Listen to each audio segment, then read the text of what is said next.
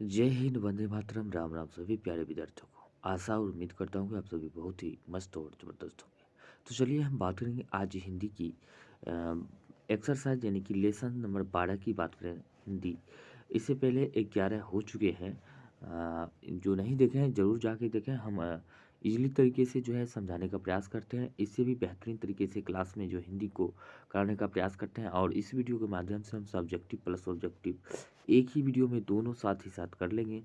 कम समय में ज़्यादा से ज़्यादा प्रश्न करने का प्रयास करेंगे। और हिंदी जो है जितना भी क्वेश्चंस बनते हैं सारे के सारे यहीं से बनेंगे, इससे ज़्यादा और कुछ नहीं। बाकी बचे व्याकरण की, तो हिंदी व्याकरण की बात करें तो ये भी बहुत ही इजीली तरीके से हमने बता चुके हैं ऑलरेडी। जो इसमें जो बताया हुआ है प्लेलिस्ट में बना हुआ है, क्लास 10th के लिए जो है इसमें लिखा हुआ है व्याकरण, हिंदी व्याकरण A to Z जो है, वहाँ से देख लेने के बाद आपको कहीं भी कोई दिक्कत नहीं होगी। और जो भी बचे हैं व्याकरण की पार्ट 2 आने वाले हैं। पार्ट 2 जैसे ही आएंगी उससे भी जो बचा हुआ जो भी व्याकरण हमसे बचा हुआ है वो सारे के सारे एक ही वीडियो में कंप्लीट कर लिए जाएंगे, ताकि आपको एग्ज़ाम में उससे बाहर जाने की संभावना नहीं है। तो चलिए हम बात करेंगे आज के पहले नंबर प्रश्न की। बहुत दिन बाद वीडियो आया हुआ है, इसी तरह हमारा जो है हिंदी का भी आएगा और इंग्लिश का भी आएंगे। और जब भी जो अच्छा लगे तो ज़रूर को वीडियो के नीचे कमेंट करके बताएं। ठीक ही तरह और कोई बदलाव करना चाहते हैं उसके नीचे में भी कमेंट कर सकते हैं वीडियो के नीचे कि ये बदलाव चाहिए, ऐसे होना चाहिए, तो वो हम वो करने का प्रयास करेंगे। तो चलिए हम बात करते हैं आज के प्रश्न की। तो लेखक के पिता के चरित्र का वर्णन अपने शब्दों में करें। लेखक के पिता का चरित्र का वर्णन करना है तो अपने शब्दों में कैसे करना है तो देख लेते हैं। यहाँ पे कहता है लेखक उदय प्रकाश के पिता अंतर्मुखी और गहरी ग्रामीण संवेदना के व्यक्ति है, यानी कि अंतर्मुखी और ग्रामीण संवेदना संवेदना के व्यक्ति है। उनकी मितभाषी व गंभीरता उन्हें एक रहस्य पुरुष की छवि प्रदान करती है। उनकी संतान कम से कम उन्हें इसी रूप में देखती है कि पिता शहर अंकित है, मतलब शहर से अंकित है। भरसक वे शहर जाने की कतराते हैं, शहर जाने से कतराते हैं। अपनी सस्ता गंभीरता और गवई के बावजूद भी बच्चों के लिए वे अभयारण्य हैं। और आधुनिकता के का उपकरण के सहज जीवन बोध पर इस किस तरह हावी हो गए इसका पता तिरिछ कहानी में मिलता है। लेखक अपने पिता अपने स्वभाव के अनुरूप स्वयं ही लाचार और दयनीय बन जाते हैं। आज की जटिल जीवन की स्थिति में सहजता कितनी खतरनाक हो हो सकती है। लेखक के पिता इससे अनभिज्ञ है। अस्तित्व की रक्षा के लिए दृढ़ता आवश्यक है। लेखक के पिता संस्था उन्हें किसी तरह के प्रतिरोध करने से रोकती है। उन्हें जब धतूरे का काढ़ा दिया जाता है तो वे सहज स्वीकार कर लेते हैं। शायद यह जानते हुए कि शायद उन्हें जानते हुए कि धतूरा धतूरा घातक नशीला पदार्थ होता है। के पिता एक प्रतीकात्मक भूमिका अदा करते हैं। वे कहानीकार के हाथों में कहानीकार के हाथों में क्या करते हैं, एक औजार एक औजार के रूप में प्रयुक्त हुए है, जिसके माध्यम से वह न्याय व्यवस्था, प्रशासन व्यवस्था, आर्थिक व्यवस्था में व्यक्त अमानवीयता को उद्धृत करता है। लेखक के पिता नई परिस्थितियों और जीवन मूल्यों से परिचित नहीं लगते हैं, अतः वे इससे आक्रांत होते हैं। वे मितभाषी, वे गंभीर तो है पर दृढ़ नहीं है। उनके स्वभाव में आक्रामकता नहीं है। शहर में उनके साथ जो कुछ अमानवीय व्यवहार होता है उसका उसका यानी कि उनकी दयनीयता ही प्रकट करते हैं। यानी कि शहर में जो उसके साथ जो हुआ है स्थिति उसके बारे में प्रकट करते हैं लेखक। ये ध्यान रखना है, ध्यान से पढ़ लेना है। 10 से 15 लाइन में लेखक के पिता के बारे में विचार के बारे में लिख देना है। ये खूब पूछा जाता है प्रश्न। जो वीवीआई की आपका तीरिज क्या है, कहानी में इसके इसका प्रतीक है। ये छिपकली जो है ना, छिपकली जो कहते हैं ये त्रिश का प्रतीक है। वीवीआई कर सकते हैं, काफ़ी बार पूछे गए हैं क्वेश्चन, बार बार पूछे जाते हैं, ध्यान रखना है। वही बात कर लेते हैं त्रिच क्या है, तो कहानी में यह किसका प्रतीक है। त्रिच एक बेहद जहरीला जीव है, जिसके काटने से व्यक्ति का बचना नामुमकिन हो जाता है। यह जैसे ही आदमी को काटता है वैसे ही वहाँ से भागकर किसी जगह पेशाब करता है। उस पेशाब में लेट जाता है। अगर तिरिच ऐसा कर दे तो आदमी बच नहीं सकता। यानी कि जैसे ही तिरिच जो आदमी को काट कर भाग कर किसी जगह पेशाब करता है और उस पेशाब में और उस पेशाब में लेट जाता है। अगर तिरिच ऐसा कर देता है तो आदमी बच नहीं सकता है। वही तिरिच काटने के लिए भी दौड़ता है। जब उसे जब उसे क्या होता है, नज़र टकरा जाए। कहानी में तिरिच मृत्यु का प्रतीक है। जिस भीषण यथार्थ के शिकार बाबूजी बनते हैं, बेटे के क्या होता है, सपने में तिरिच बनकर प्रकट होते हैं। यानी कि सपने में तिरिच बनकर प्रकट होते हैं। एक एक तरह से क्या है, गिरगिट है। जो तिरिच जो है गिरगिट को ही कहा गया, ये ध्यान रखना है। उसके बारे में हम कहानी जो है क्लास में बहुत ही अच्छी तरीके से सुनाएंगे, ताकि इसको जो है रिवीजन के लिए यहाँ पे बता रहे हैं क्लास में, तो इस ज़बरदस्त तरीके से चलता है ताकि जो है याद करने में आसानी हो। अब है अगला क्वेश्चन है, अगर तिरिच को देखा तो उससे कभी आंख मत मिलाओ। आंख मिलाओ मिलते ही वह आदमी की गंध पहचान लेता है और फिर पीछे लग जाता है। तो फिर आदमी चाहे पूरी पृथ्वी का चक्कर लगा ले, तिरिच पीछे पीछे आता है क्या? यह तिरिच केवल जानवर भर है? यदि नहीं तो उसे आंख क्यों नहीं मिलानी चाहिए? ये क्वेश्चन है। तो बहुत ही ज़बरदस्त है क्वेश्चन, देख लेना है। अब वही बात कर लेते हैं इस पार्ट में जो है, तिरिच संभवतः एक विषैला जंतु है, अपितु मानव हिंसात्मक पाशविक प्रवृत्तियां प्रतीत होती है। यद्यपि तिरिच एक खतरनाक विषैला जानवर होता है जिसके काटने से मनुष्य प्राय मृत्यु हो जाती है, किंतु मानव की हिंसा तथा दानवीय गतिविधियां उससे अधिक है, अत्यंत घातक और मर्मांतक पीड़ादायी होती है। उससे मनुष्य घुल घुल कर मौत के मुंह में चला जाता है। कथाकार ने तिरिच से आंख नहीं मिलाने पर परामर्श दिया है, क्योंकि तिरिच की प्रकृति है परस्पर आंखें मिल जाने पर वह अपने शिकार पर आक्रमण कर देता है और तथा अपने विषैले दांत उसके शरीर में गड़ा देते हैं। यहाँ पर कहानीकार दुर्जन एवं तिरिच के समान खतरनाक व्यक्ति से आंख नहीं मिलाने की कहता है।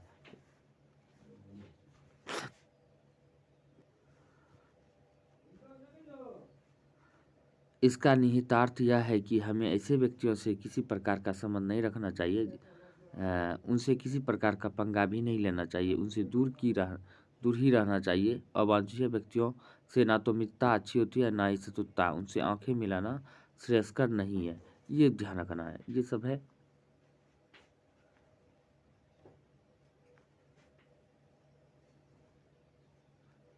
अब है, तिरीच लेखक के सपने में आया था और वह इतनी परिचित आंखों से देखता है कि लेखक अपने आप को रोक नहीं पाता। यहाँ परिचित आंखों से क्या आशय है? तो यहाँ पे बताना है परिचित आंखों से क्या आशय है। तो यहाँ हम बात करेंगे, तिरिच लेखक के सपनों में आता है। सपना मनुष्य नींद में देखता है। जागता अवस्था में सपने नहीं आते हैं, कल्पनाएं आती हैं, भाव आते हैं। कुछ सपने अपने जीवन में घटित घटनाओं पर आधारित होते हैं, तो कुछ कल्पना की उड़ान अथवा आधारहीन होते हैं। लेखक द्वारा कही गई इस उक्ति के से में संभवतः वैसे मानवीय चेहरों का वर्णन है जो तिरिच की तरह ही क्रूर है। वह उसे परिचित सा प्रतीत होता है, अर्थात वह इस प्रकार दिखता है कि मानो वह उसकी परिचित तथा घनिष्ठ संपर्क वाला व्यक्ति है। अतः लेखक स्वयं को नहीं रोक पाना स्वाभाविक है कि लेखक को उसकी वास्तविकता का ज्ञान नहीं है, उसकी हिंसक प्रवृत्ति की जानकारी नहीं है। परिचित आंखों का अर्थ है कि वह व्यक्ति मानो परिचित है। यह मानवीय पर दुर्बलता कि यदि कोई व्यक्ति इस प्रकार अमात्य से दिखता है जैसे वह हमारे निकट संपर्क वाला व्यक्ति है, तो संभवतः हम उस ओर आकर्षित हो जाते हैं। जब तिरिच को स्वप्न में परिचित आंखों से देखता है तो लेखक उसमें अपनत्व पाता है तथा उस ओर आकृष्ट हो जाता है। इतना ही लिखना है। वही बात करते हैं, नेक्स्ट है, व्याख्या करें कि वैसे धीरे धीरे मैंने अनुभवों से यह जान लिया था कि आवाज़ ही ऐसे मौक़ों पर मेरा सबसे बड़ा अस्त्र है, आवाज़ ही। तो चलिए हम बात करते हैं इसमें आंसर की। तो लिखेंगे क्या, प्रस्तुत गद्यांश हमारी पाठ्य पुस्तक दिग्वंत भाग 2 के तिरिच शीर्षक कहानी से ली गई है। इसके लेखक उदय प्रकाश है। इन पंक्तियों में विद्वान लेखक ने अपने मन की व्यथा व्यक्त की है। कहानी में तिरिच आतंक का पर्याय बनकर आया है। इसी उसी के कारण लेखक के डरावने सपने आते हैं। यह आतंक शहरी आधुनिकता एवं जीवन दृष्टि का एक और सत्ता की निरंकुशता का है। एक तरफ आतंक और यंत्रणा से उपजी बेचैनी, तनाव और असहायता का भाव निहित है, तो दूसरी ओर शहरी या कहे आधुनिक मनुष्य की संवेदनहीनता और अमानवीयता छिपी हुई है। यही मूल्यों का संक्रमण सर्वाधिक दृष्टिगोचर होता है। परंपरा की ओर आधुनिकता अथवा पुराने और नए द्वंद्व से जहाँ नवीन भावबोध का सृजन हुआ है, वहीं कुछ विकृतियों को भी जन्म लिया है। संवेदनाओं का क्षरण हुआ है। इस क्षरण से अजनबीपन, अकेलापन, घुटन और संत्रास जैसे भाव बोध दिए हैं। दूसरे भावबोध के कारण लेखक हमेशा डरा हुआ महसूस करता है। उसे डरावने सपने आते हैं। जब अपने में मृत्यु के करीब आता है, यानी कि सपने में मृत्यु के करीब आता है, तो वह जोर जोर से बोलने लगता है और दूसरी आवाज़ के सहारे अपने से बाहर निकलता है। इस पूरी दुनिया में उसकी आवाज़ ही अपनी थी जो उसे मृत्यु से के मुंह में जाने से बचा लेती है। अब बात करते हैं नेक्स्ट। जैसे जब लिखा है कि जैसे जब मेरी फीस की बात आई थी, उस समय हमारे पास आखिरी गिलास की भी गुम हो गया और सब लोग लोटे में पानी पीते थे। तो आखिरी गिलास गुम हो गया था, लोटे में पानी पीते थे। तो इसमें क्या लिखना था, यहाँ पे देख सकते हैं दिया हुआ है। प्रस्तुत पंक्ति ये तो उतना पूछता नहीं है, तो हम जो है क्योंकि इसमें क्वेश्चन बहुत ज़्यादा है, तो हम चाहेंगे बस इस तरह के जो क्वेश्चन है ध्यान से पढ़ लेना है, क्योंकि हम वीडियो जो है पॉज करके देख लेना है। लिखना है प्रस्तुत पंक्ति इतना दिगंत भाग 2 पर 30 कहानी से लिया गया है। इसके लेखक उदय प्रकाश है। इन पंक्तियों में विद्वान लेखक अपने मन की व्यथा व्यक्त करते हैं। पर उपयुक्त संदर्भ में लेखक की घर की ओर अपने जीवन बहुत ही समस्याओं का अंत पिताजी ही करते हैं। इस उदाहरण लेखक आर्थिक समस्याओं को उठाते हैं। हमारे समाज में ऐसा होता है कि घर की सारी समस्याओं का निपटारा घर के मुखिया पिताजी द्वारा होता है। गर्व है कि परला तरह पिता ने अपनी दायित्व फीस मिलना पुत्र कलर की बदहाली है, आर्थिक कमी को ही व्यजित करती है। इस तरह करके जो है यहाँ पे दिया है। तंगी से आकर हेडमास्टर की चुप्पी, इस तरह जो है आसानी से पढ़ लेंगे, क्योंकि इसमें क्वेश्चन बहुत ज़्यादा है और हम चाहते हैं कि सभी क्वेश्चन कर लें ताकि एक भी नहीं छूटे। अब जो वीवीआई है, वीवीआई हम लगा देंगे। वीवीआई जो होता है आराम से उसको याद कर लेने हैं। आश्चर्य था कि इतने लंबे अरसे में उसे अड्डे को इतनी अच्छी तरह से जानने के बावजूद कभी दिन में आकर मैंने उसे मारने की कोशिश नहीं की थी। तो ये जो है ये तो उतना नहीं है, लेकिन ये ध्यान रखना, फिर भी याद करना। प्रस्तुत पंक्ति जो है दिग्बंध भाग 2 शीर्षक कहानी 30 कहानी से का एक अंश है। इस सारगर्भित कहानी के लेखक उदय प्रकाश है। लेखक अपने सपने में तिरिछ आते हैं। लेखक के सपने में तिरिछ आते रहने के कारण कहीं ना कहीं उनका भय घर कर गया था। इसी कारण उतने लंबे अरसों से और उसके अड्डे में इतनी अच्छी तरह जानने के बावजूद कभी दिन में आकर मारने की कोशिश नहीं की। यह आश्चर्य डर का प्रतिबिंब था। हमारे जीवन में कुछ ऐसी घटनाएं हो जाती है जो हमारे मन में घर कर जाती है, जिसके कारण हम हमेशा डरे रहते हैं। यही डर हमें उससे अलगाती है। यही वजह थी कि सब कुछ जानने के बाद भी उसे मारने की कोशिश नहीं की। वह जब वही सपने से उसे आनंद गए तो उसे जानकर तिरिस को जलाया और अपने को विजित महसूस करने लगा। अब ये भी क्वेश्चन है, मुझे यह सोचकर एक अजीब सी राहत मिलती है और मेरी फंसी हुई सांसें फिर से ठीक हो जाती है कि इस समय पिताजी को कोई दर्द महसूस नहीं होता रहा होगा। ये जो है कहानी है, बस ध्यान ध्यान से देख लेना है अपने से भी। सबसे पहले यही लिखना है। प्रस्तुत पंक्ति इस दोपहर भाग 2 से 30 शीर्षक कहानी से लिया गया है। बाकी जो है इसको पढ़ लेना है, क्योंकि इसमें क्वेश्चन ज़्यादा है, हम ज़्यादा नहीं पढ़ सकते हैं क्योंकि वीडियो बहुत ज़्यादा लंबा हो जाएगा। इसमें जो क्या होता है कुछ नहीं है, अपना ध्यान से पढ़ लेना है। कहानी को हमने क्लास में बहुत ही ईज़िली तरीके से बताने का प्रयास किए हैं और लंबा-लंबा क्वेश्चन है, हम नहीं चाहते हैं कि इसको ज़्यादा अब यहाँ जो इम्पोर्टेंट लगे सिर्फ उसी पे हम लगाएंगे टिक और उसको ज़्यादा याद रखा। तिरिच को जलाने गए लेखक को पूरा जंगल परिचित लगता है क्यों? ये है बीबीआई। इसको जो है याद करने हैं। 2 क्वेश्चन अब तक में बीबीआई हम लगाए हैं। लेखक को पूरा जंगल परिचित इसलिए लगता है क्योंकि इसी जगह से कई बार सपने तिरिच बेचने के लिए भागा था।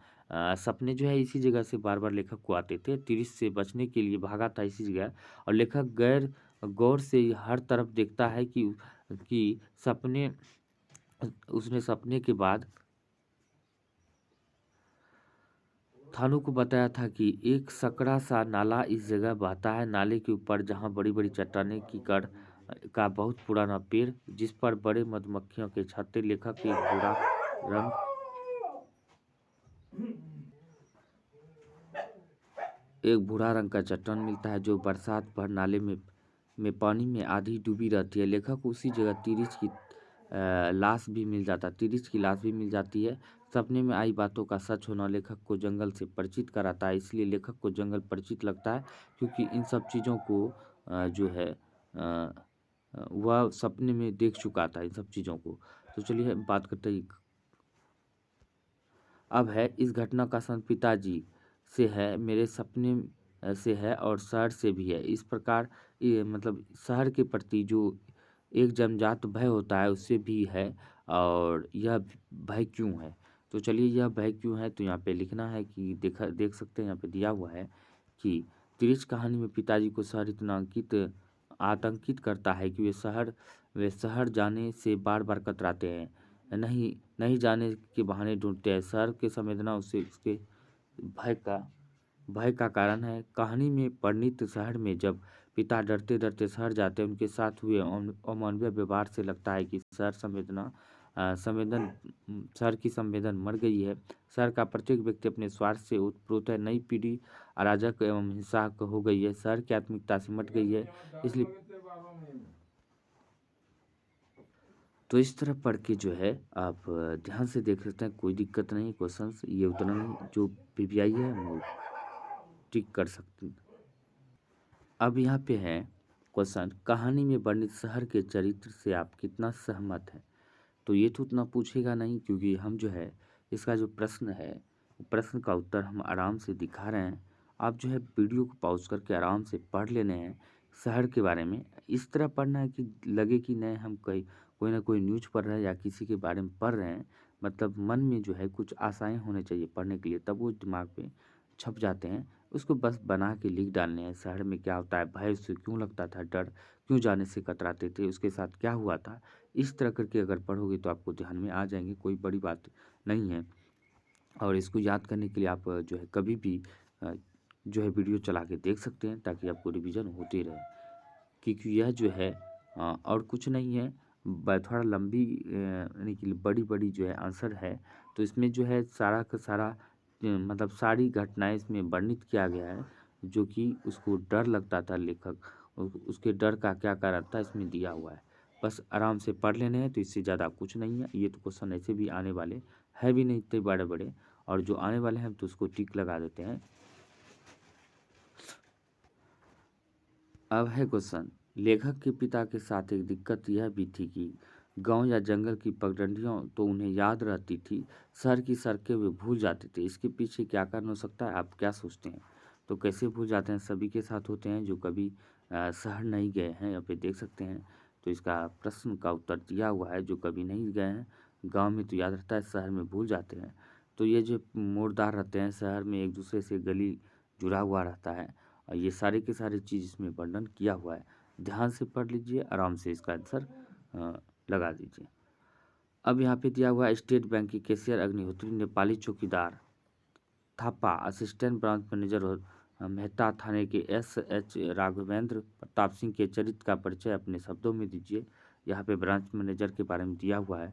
तो यहाँ पे देख सकते हैं ब्रांच मैनेजर के बारे में आराम से पढ़ लीजिए। क्या है, बैंक में का मैनेजर का स्वभाव कैसा था, ये था, क्या करते थे, वो सारे के सारे इसमें दिया हुआ, आराम से पढ़ लेने हैं, कोई दिक्कत नहीं है। क्योंकि इसमें जो क्वेश्चन बहुत ज़्यादा है और हम नहीं चाहते कि हम खाली जो है इसमें इम्पोर्टेंट जो क्वेश्चंस लगे उसको हम बताते निकल जाएंगे।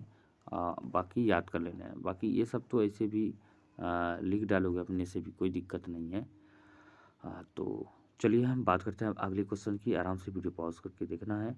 लेखक के पिता अपना परिचय हमेशा राम स्वास्थ्य प्रसाद एक्सल dash school headmaster dash and Vijay village head of बकेली के रूप में देते थे। ऐसा क्यों?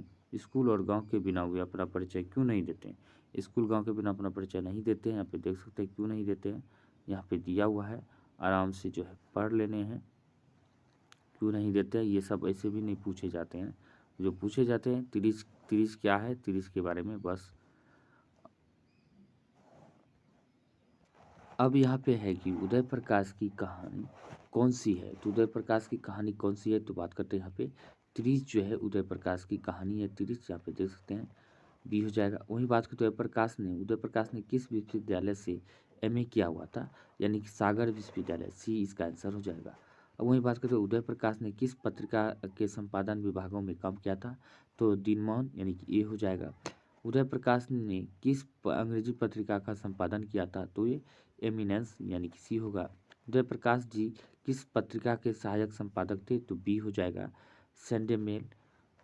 उसके बाद बताना लेखक को किसने बताया कि तिरिच में काले नाग से 100 गुना ज़्यादा जहर होता है, तो ये बताया था थानू ने। वही बात करें उदय प्रकाश के अनुसार दशहरे के दिन किस चिड़िया को जरूर देखना चाहिए, तो ये नीलकंठ की चिड़िया को। लेखक को किसने 3-300 के 3 नोट दिए थे, तो बात करते हैं डॉक्टर पंत ने दिए थे। और लेखक के दुःस्वप्न के सबसे खतरनाक पात्र कौन है, तो ये हाथी तथा तिरिच, दो ही सपने में आते थे, हाथी और तिरिच। लेखक को सपने में क्या करने की आदत थी, तो बात करते हैं यह बोलने और चीखने की आदत थी। और लेखक के पिताजी ट्रैक्टर से कहाँ उतरे थे, तो बात करते हैं मिनरवा टॉकीज के पास उतरे थे।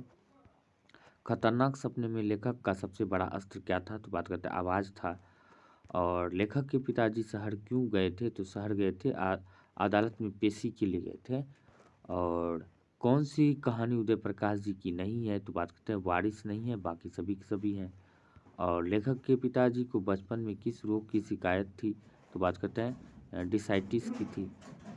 तिरिच कहानी के पिताजी का नाम क्या था, तो बात करते हैं राम स्वारथ प्रसाद था। और कहानी तिरिच की लाश को जलाने जंगल में किसके साथ गए थे, तो बात करते हैं किसके साथ गए थे, ये थान के साथ गए थे, थानू, जिसको थानू कहते हैं, सी।